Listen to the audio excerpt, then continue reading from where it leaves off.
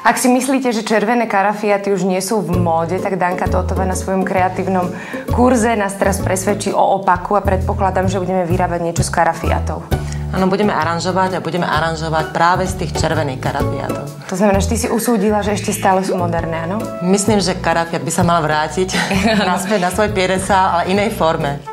Na toto efektné aranžmán z karafiátov si pripravíme aranžovaciu hmotu v tvare gule, nožnice, plytký tanierik alebo misku a veľké množstvo čerstvých karafiátov.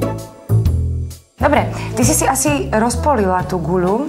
Potrebujeme na to tú aranžovaciu hmotu, ktorú musíme nechať aspoň 24 hodín namočenú do vody, aby nám nasiakla do tej hmoty voda. Kvietky získame z kvetinárstva alebo zo záhradky. Ak niekto zvládne, tak kľudne do záhradky, ale karafiat je naozaj dostupná kvetina.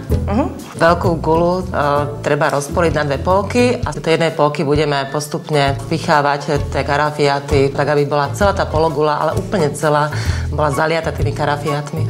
Je nejaké pravidlo, ktoré sa musí dodržať? Ja by som odporúčala začať aranžovať tie karafiaty do kríža. A potom vyplníme tie zvyšné miesta.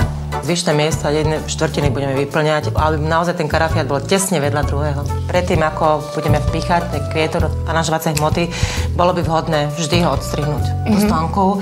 Je to kvôli tomu, aby sa tam čo najmenej vzduchu dostalo, aby hneď išla k tomu kvietku vodička.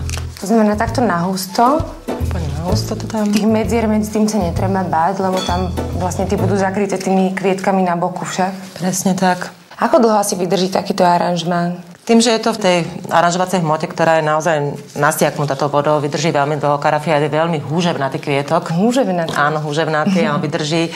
Vlastne ty máš napustenú tú aranžovaciu hmotu vodou, preto ju máš na miske, takže aj s tou miskou sa to dá položiť napríklad na stôl. Presne, keď dokončíme tú pologulu, tak aj s tým skleneným tanierom môžeme hneď priamo, ako sa povie, že servírovať na stôl aranžmán. Servírovať, hej. A treba to asi aj polievať občas však zase. Ja mám na to taký grif, lebo keď niekto polieva to aranžmá, tak sa mu stane, že sem tam aj na ten obrus vyjde voda, čo nie je niekedy žiaduce. Ja mám na to taký grif, stačí kocka ľadu, nechať položenú v miske a tá aranžovacia hmota si krásne tú vodičku bere. Dá sa spraviť takýto aranžmán aj z iných kvietkov? Ja si myslím, že ten karafiat vyzerá určite z rúží. Ešte z rúží.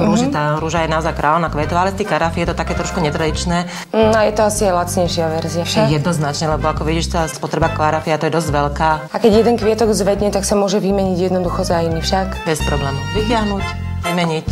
Ale v tej istej farby odporúčam. Keď už máme tú koncepciu takú krásnu karmen, červenú, tak nech to tak ostane. Keby sme tam dali ešte takéto zelené lístočky? Ja neviem, ja nie som zastancom. Ja som zastancom takého naozaj jednoduchosti, ale ako sa ma vidí, že tá pologula je naozaj krásna aj bez tých lístočkov. Keby nám tam ešte nejaké antenky trčali, neviem, asi by to už nemalo ten taký tvar. Danka nám dnes prezradila veľmi jednoduchý nápad, ale o to zaujímavejší a krajší. Keby bol z rúží, tak aj voňavý.